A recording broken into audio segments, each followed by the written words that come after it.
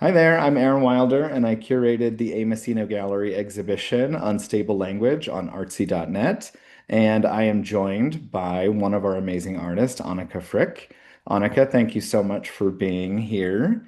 I Thank you appreciate for you taking having time me. to talk about your work with me and sharing it in the exhibition.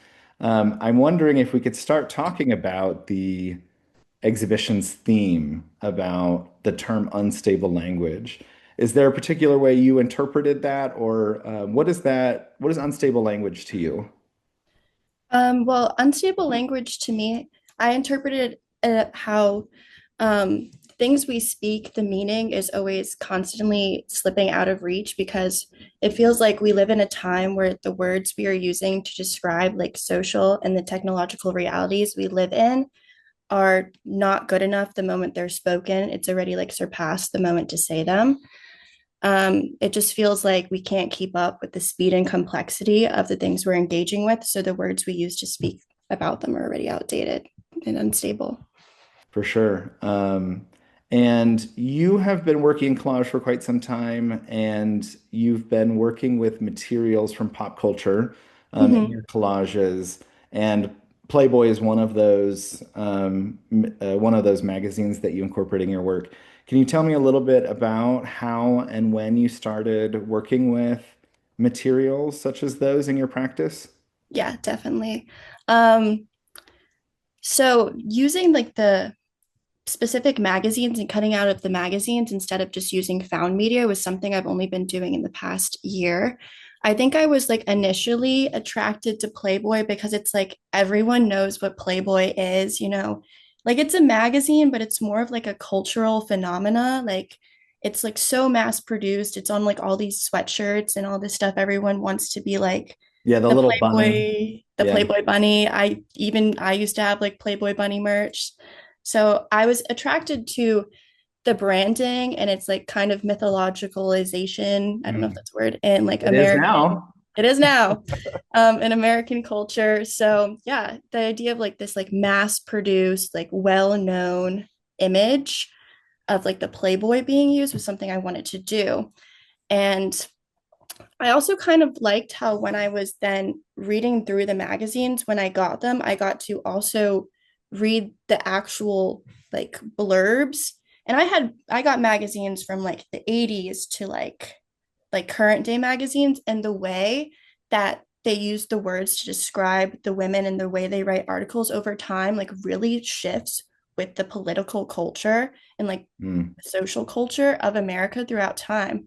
So I liked using those because I was able to then understand a lot about why the images were being used, why those advertisements were being used, just from my like knowledge of my basic knowledge of American history. And also another magazine that I really ended up liking was Overdrive magazine because it's a It's a trucker trucker magazine. magazine, right? It's a trucker magazine.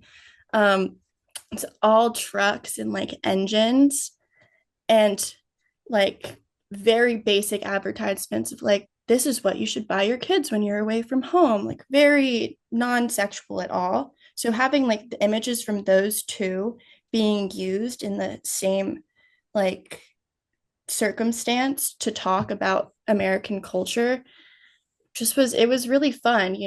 You're talking about not only like sexuality but also like the everyday person and Hmm. what they see, you know. Yeah. What's digested. Hmm. Yeah. And in your exhibited work, Post-Babel Construct, which I'll share right now, Hmm. um, you incorporate the form of quilting in your collage. Can you Hmm. talk a little bit about how you started working those two together? Hmm. Well, quilt making has been something that I've been interested in my whole life, most specifically because my great aunt, she's actually a quilt maker. So from a young age, I was really interested in textile arts. And I liked that the form quilt making, you can put images in different parts and create the geometric structures and the way that they're built up. Also, I like that when I engage with quilt making, I also engage with this kind of women's labor practice that has been used throughout time for family reasons and also for historical reasons and like the they've it's been like a way to preserve culture and history, and I like Mhm. working in that kind of archive. I also like that when I do quilt making in collage, I'm able to splice the images together, and by the proximity of one image to a different image, it gets like a new context. Yeah. And I like to kind of think that I'm building this like desire machine is what I like to like think in my Oh, head interesting. I about it. like that. Yeah, I'm like, how does this like image of like a cute, sweet, wholesome family next to like this image of like Bill Clinton, like what is that talking about? And then the next image is like a 1920s like flapper. When you all look at those together, like you kind of feel Hmm. this like uneasiness just about the kind of like detachment and commodification of the images, which is Yeah. what I'm interested in media culture, how things are detached and commodified. So then to be able to use quilt form Hmm. and those patterns to make connections between the pieces has been really interesting with my ability to like manipulate and transform. So, Yeah, when you're working in these very specific shapes and so small, really mhm, get these tight juxtapositions mhm, of not just two things, but with these shapes, as we're looking in this piece, mhm, there are these rays that come out from some of them. It almost looks like a flag turned mhm, sideways. yeah, And so the shapes and how they flow together, I think, is really interesting. yeah. Something else about this work is title is a post-Babel construct.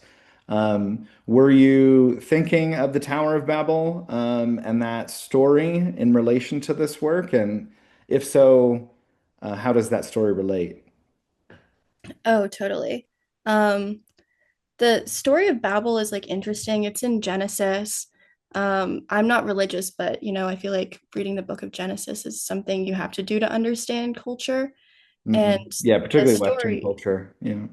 especially American, and the story goes like God's in the heavens and the humans on earth, they want to build this tower so they can go to heaven and like be with God. And they think they're like, if they like use their prowess to build this tower and go to heaven, like they'll be in heaven. And God's like, no, you can't do that. He like breaks down the tower, he scatters people like everywhere. And it's supposed to be the reason that languages exist in different places on earth and why humans are in different places on earth. I kind of like to think of the Tower of Babel as this metaphor for the internet, where I Oh, think like interesting. the mega tech conglomerates are God, and Ah. we are like we built the internet, we got to use it to communicate with each other, to like be able to interact with people we wouldn't get to interact with if the internet didn't exist.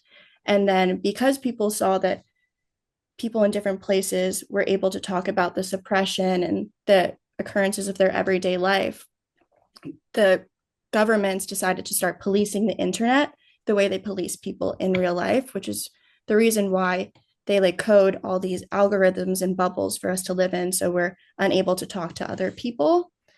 Yeah, it's yeah. And when I was building the piece, I was thinking about that and how the bubbles of the internet are like they can be good, they can be bad, but I was thinking about that in connotation with American media. So each star was supposed to be a specific type of media that I think about and I engage with, and how they like all kind of then at the top of the star or at the top of the composition just scatter into nothing, because it's like I feel like I'm doom scrolling and like always Mhm. endlessly engaging with content and unable to actually come to a like conclusion about anything ever. And there's just like it's everything's fragmentation. Yeah. Well, Annika, I want to thank you so much for taking the time to Mhm. speak with me and share about your work. And I want to remind viewers that Unstable Language is on exhibition on artsy.net through December 1st.